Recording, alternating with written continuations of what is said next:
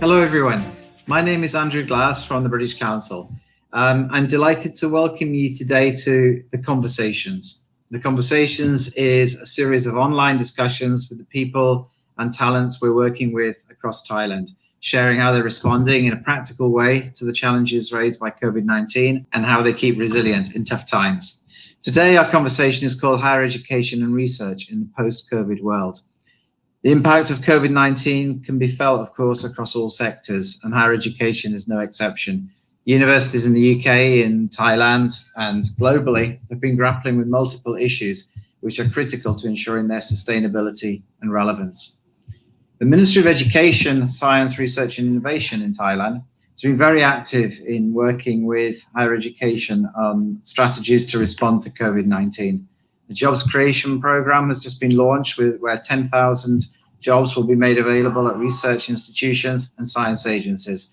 And over 3,000 million baht has been allocated by MESI to COVID-19 response, including research funding and upskilling and reskilling schemes.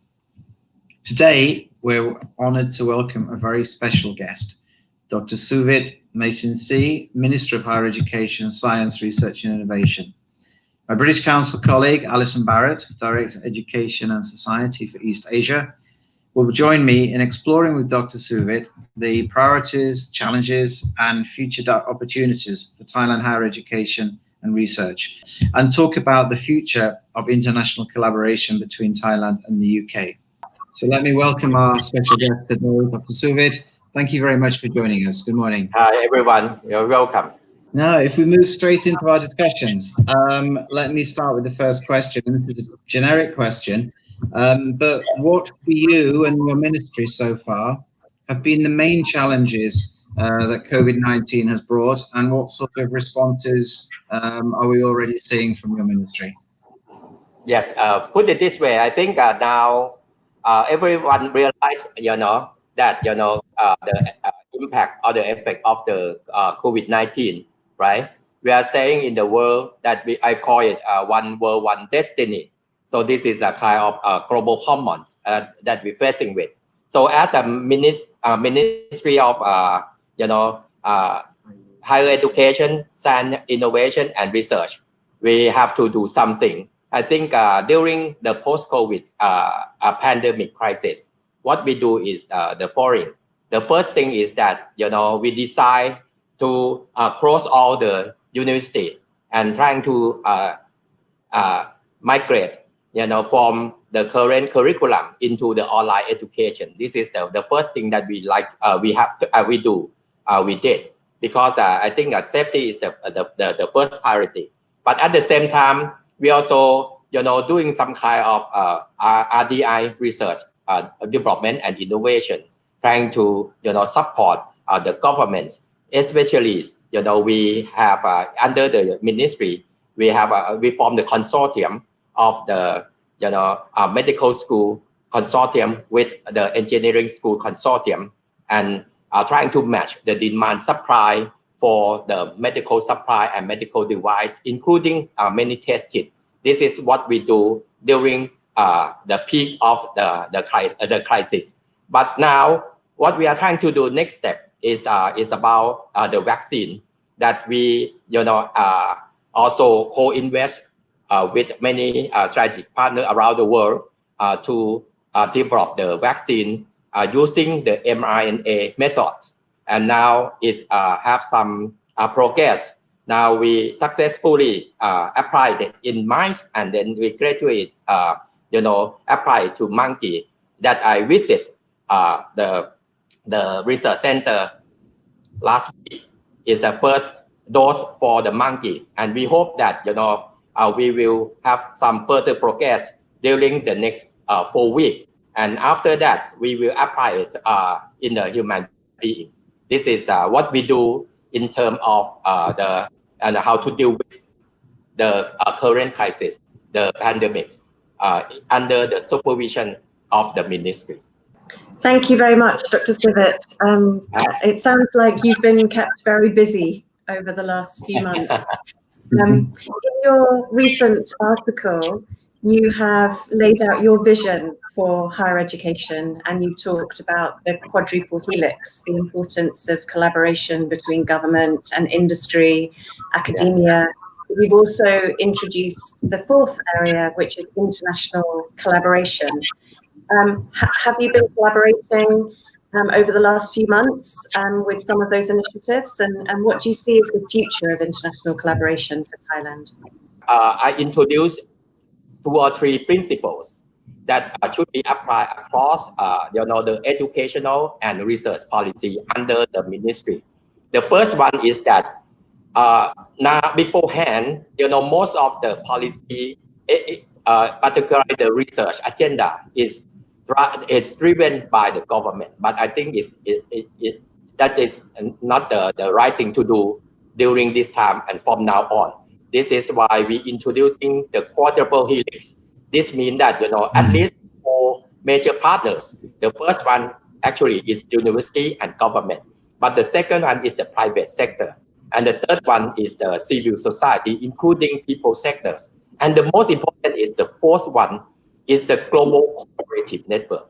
For example, in the past, we work closely with the UK in the research domain. For example, we work together in the Newton Fund. That is a very, very, very useful, and I think it's a contribute both from the Thai and the UK counterparts. This is the important thing. The first principle is that we should, hand in hand under the quadruple helix approach. The second one is that what should be, the thing that we should do is not just for the national focus. It should be at least regional focus. I think we are now facing with many global challenges. For example, like a climate change, it's not just the global pandemics like COVID-19, but we still facing with climate change. We still, and after the COVID-19, I think we will facing with the economic challenge. Maybe someone talking about the global depression, the hyperinflation. So no single country can handle it by their own. This is the reason why I think now the policy research under the ministry should focusing on the global challenge, global issue like post-COVID, economic response, or the post-COVID, politics, the post-COVID, how can we working together? For example, under my new article, I'm talking about 2 or 3 things. The first thing is that what should be the new growth engine for Thailand after post-COVID world? Now we have to pursue for the sustainability, pursue for the sustainability. This is why I introduced, before the crisis, I already introduced the model so-called BCG, the bioeconomy, circular economy, and green economy. But this new economic model, you cannot do it by your own. You need the global collaborative network. This is very important. That is for the new growth engine in the economic domain. But at the same time, we're also thinking about, how can we transform me society to we society? So how can we cultivate the caring and sharing culture toward our society? This is very important that, we need a lot of research.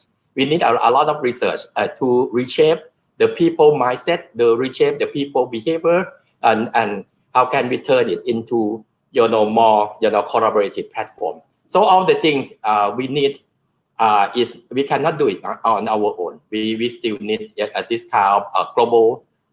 First is global governance. Second is global collaboration, and also as well as what we call the global coordination.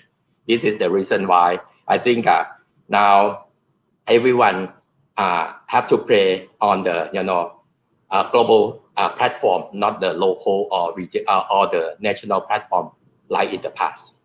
Thank you very much, Dr. Sivit. So you stress the importance of global collaboration, of international collaboration. Internationalization is a very core part of the UK's higher education strategy. We're one of the most internationalized systems in the world. Yeah. Are you seeing that as part of your vision, how are you seeing education policies supporting that vision for greater international collaboration? Are you expecting many changes to education policies in Thailand? Yes, actually it's two or three aspects. The first one is that when I take post as a new minister, I changed the higher education into lifelong education, because beforehand, the previous ministry confined itself supervising on how to produce how to develop the people for the job market, right? So it's focusing on the undergrad student. That is only 2 or 3 million people in Thailand. But the most important thing that is that we are facing with the disruption. Now it's not just the technological disruption, but we also facing a lot of social disruption, or even from the COVID-19 disruption. So the most important thing is we have to take care of everyone. So it's not just the student who have only 2 or 3 million people all the time, but we have to take care of people in the workforce, the productive workforce. So now it's about 37 million people in Thailand, which will facing with a lot of disruption, facing with a lot of challenges. So they have to think about how can they maintain their career, how can they change their career. So we have the campaign so-called Career for the Future. We have the campaign so-called reskilling, upskilling, and even new skilling campaigns. This is very important. But at the same time, Thailand is one of the, like many countries, we are facing with the aging society, facing aging issue. So that aging, the people that older than 60 years old is more than 11 million people. So this is another area that we trying to develop what we call the aging education to prepare the proactive aging or active aging. Otherwise, we will facing with a lot of social burdens in the near future. So now under the new education policy, it's about lifelong education. It's about career. It's about job creation. It's about how can you enhancing, upgrading that skill. But at the same time, skill is not enough. We also have to think about how can we refocus instead of in the supply side driven in the past. Now we have to think about the demand driven. This is why we work closely with the many private sector. We are work closely with many institutions and trying to draw some the requirement from the demand side, and then ask the university to readjust itself themselves in order to answer, to provide the real solution for the job market. Post-COVID, we should write the new chapter together, but not just for our two countries on the bilateral basis, but should be do something for the rest of the world as well, especially in this region, the CLMV or ASEAN. Thank you very much. And we're seeing huge changes in the way that universities are offering education during this period. A shift to online teaching and to TNE programs. Are there any policies in Thailand focusing on encouraging greater collaboration in TNE? Yes, I think for the education itself, we have to think about how long is the COVID-19, right?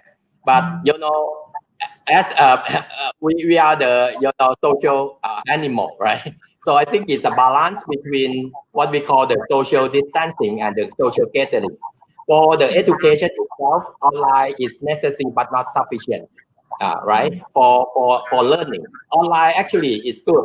But I think most of the classes or most of the disciplines can go online. But for some, I think it's a kind of you need to think about the new combination between the online and offline, because we for some discipline you need for example like experiential or many kind of social interaction. I think that we have figured out what is the optimal solution across different subjects, across different disciplines. But so far, the first priority is online, right? Especially many basic classes. But at the same time, I think for example, for the online, it's not just for the student, but also for the people, public at large. We are thinking about at least 4 literacies that should be introduced to the public at large from now on, in order for them to survive and thrive in the post-COVID world. Especially, this will comprise like English literacy. It's comprised digital literacy, also the financial literacy, as well as social literacy. I think at least these 4 literacies can be used or applied in the online context, but not just for our students, but for for our Thai people as well. Global collaboration is not limited to just only politics or economics, but I think the most important thing is about human capital development. So this is very important. And how can you build the people with the global mindset, with the global skill set? So I think we should hand in hand with other countries, especially the UK. Just before we move on to research, it was interesting last week to hear that one university in the UK already, I think it was Cambridge, has already announced that next year from September, October, all lectures will be online and the students will just gather together, socially distanced of course, once or twice a week for seminars, workshops, etc. So they kind of develop those social skills you're talking about and debate and question, negotiation, etc. Do you see something similar happening here, or is it too early to say? Some university, like Chulalongkorn University or Maidon University, I think they are ready, to transfer or transform their curriculum into online. But as I just said that but for some courses like many professional courses like medical in the medical school, for example, I think we still need some practice in the physical world. But in other group of university, for example, the university who in the serving the area-based university, I think in terms of the readiness, they still are not ready for apply all this online platform towards that student. And one thing is not the university itself, but it's about the student, the infrastructure, the device. Some student that we still have a lot of poor student with in the poor family that they are not affordable for this kind of the monthly expense for the internet. This is the reason why the ministry now negotiate with the many telco, trying to ask them for offering the discount package, and we also working with a lot of global company like Microsoft or what, in order to enhance our online infrastructure. And think it will take 1 or 2 months from now, and most of them now almost of the university in Thailand have gained this kind of experience, but we still have to overcome some kind of physical and financial constraint.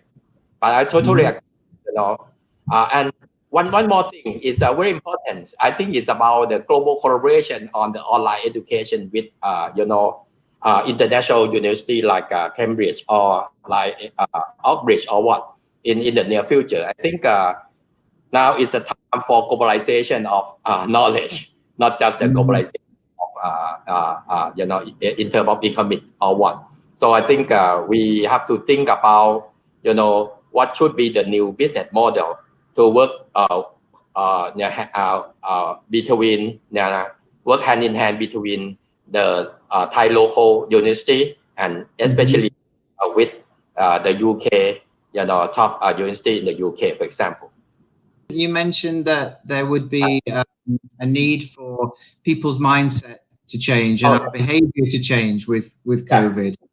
Yes. What sort of research do you see happening in that area? Okay.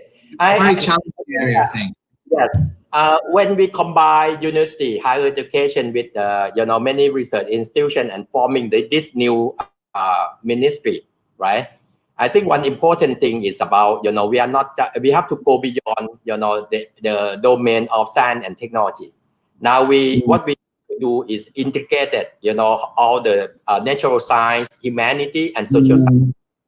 I think COVID have a lot of challenges. COVID-19 have a lot of challenges. It's not just about the health, the new healthcare system. For example, now we are trying to set up the new research agenda, so-called healthcare reinvention, in order to uplifting our healthcare infrastructure, make it more world-class infrastructure. But at the same time, how can you connect the dot? Right, we see a lot of missing link during the COVID pandemics. Right, this is one thing. But at the same time, I think COVID is changed the mindset, is changed the behavior of the people. This is the reason why I think the research area is go beyond healthcare, is go beyond science and technology. We have to think about the new culture of living, the new culture of working, and the new culture of learning. This is what I mentioned in my book, that I think COVID-19 is a blessing in disguise, in that it's no COVID-19, no opportunity to create a better world. So I think it's a right time, but it's not just for only Thailand, but we should work closely together in order to create a better world, not just in the area of healthcare, in the area of medicine, but we have to go beyond that in terms of economic, in terms of society, and in terms of environmental issue that we are in the common, as I just said.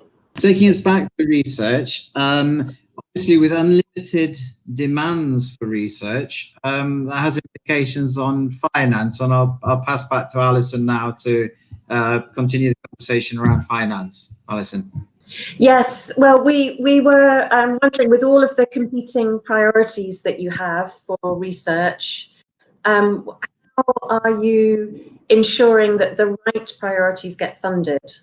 Oh, I see. Okay, so two things.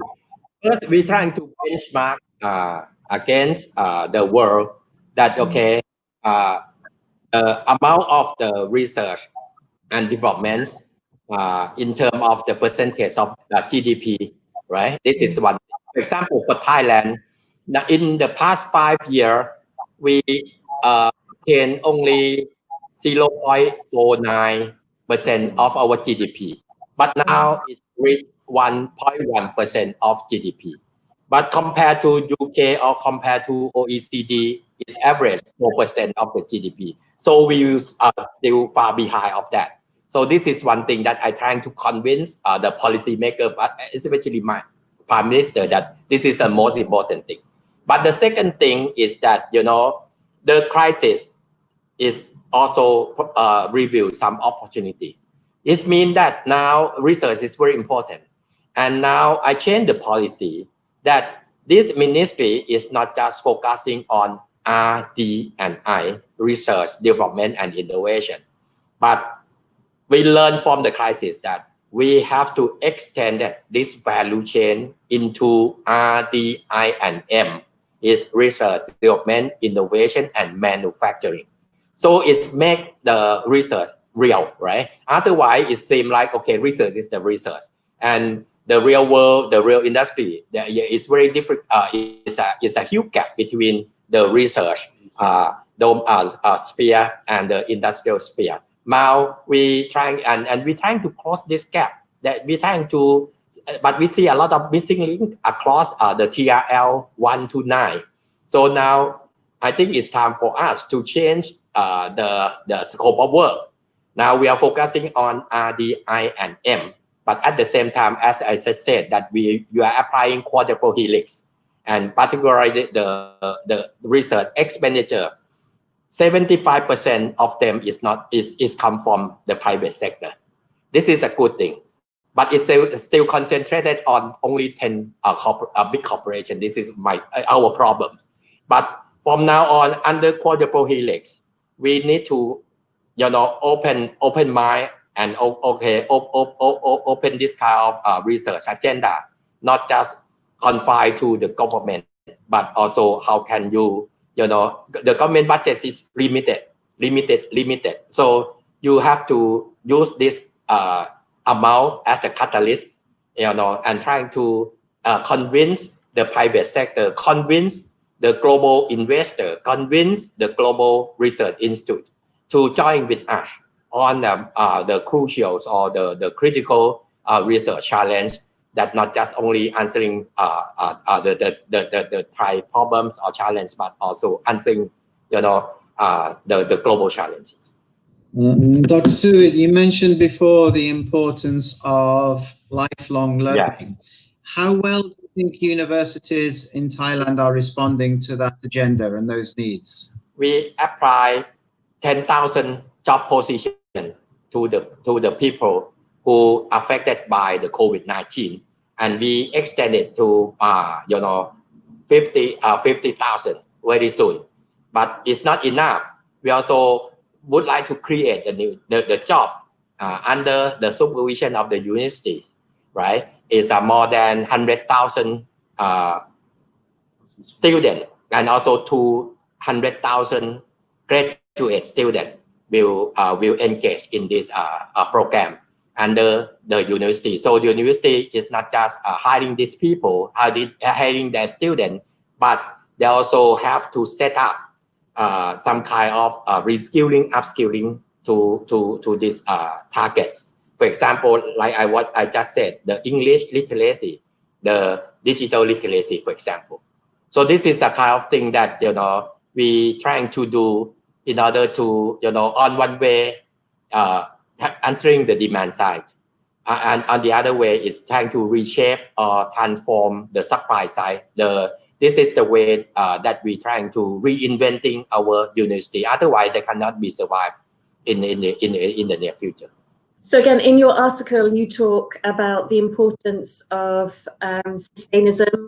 You talk about the importance of growth for good.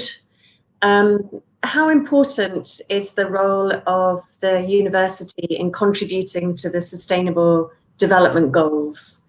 Yeah, I always believe that the university is a forefront of transformative change. This is very important because of what the university. The primary target group is the new generation, is the student. So I think this is the opportunity for us to embed it, the right mindset, the right skill set. But the university itself now is just focusing on the skill set. But I think it's not enough. We are COVID-19 teach us that we need to change our development paradigms from modernism to sustainability. Thank you very much. And one question about the Sustainable Development Goals. So I'm just wondering how you think we can incentivize universities to focus on that transformative model of higher education. In the recent Times Higher Education rankings, which looked at the contribution that universities make to the Sustainable Development Goals, 19 Thai universities were featured. Do you think that rankings are a good way of trying to bring about that transformation, or do you have other incentives or mechanisms or policies?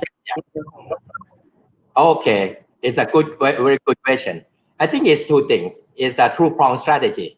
The first one is the incentive, but the second one is the inspiring. I think we have to do both. We have to inspire that you still can do some kind of thing that bigger than they think, right? And to make it real is about ranking. This is the reason why I'm very appreciate that that they have a new set of the ranking, measuring this kind of sustainability, for example, sustainability index. But at the same time, this is the one that I mentioned, that we also have to see the whole picture. I think it's time for us to seriously thinking about how to change towards the new development paradigm, sustainability. This is why I introducing BCG, Bio-Circular and Green Economy model as a new growth engine that will, make the better world, create the better world at the same time. Also, take care of the people, the inclusiveness. So I think we still have a lot of thing to do, especially the mechanism design. I think now what we already have is a conceptual design about BCG economy model. It's the time for us, and I will bring all the professors in the university and also the students to engage in, how can you think about the, system thinking or the design thinking, and ask them to, get involved in the mechanism design to make this thing happen. So it's not just, the university are still separate from the rest of Thailand, from the rest of the world. Yeah, thank you very much indeed. Is there anything else that you would like to share with the audience today? Yes, I think we are one world, one destiny, right? So I think we should go hand in hand together, not just in the education domain. I think in every aspect, this is the message that I would like to share. But the second thing is that I also, during the crisis, I spent some of my time work from home and come up with a book, so-called The World Changes, Humanship. So I think this is, I'm in the process of editing it. After I finish one, I would like to share, some ideas or what from this article. But most of the essence of this article, it is the one that we already discussed. So thank you very much, Dr. Suvit. We've heard some fascinating reflections and inspirational ideas from you today, which I'm sure our audience will find equally inspiring. We've heard about global partnerships. We've heard about lifelong learning, about changes in paradigms, about the importance of multidisciplinary research, about changes in our mindsets, about how opportunity can come from the very worst situations and innovation can come from the very worst situations, and about new chapters in international relations. So, thank you. Thank you. Bye-bye. Bye-bye.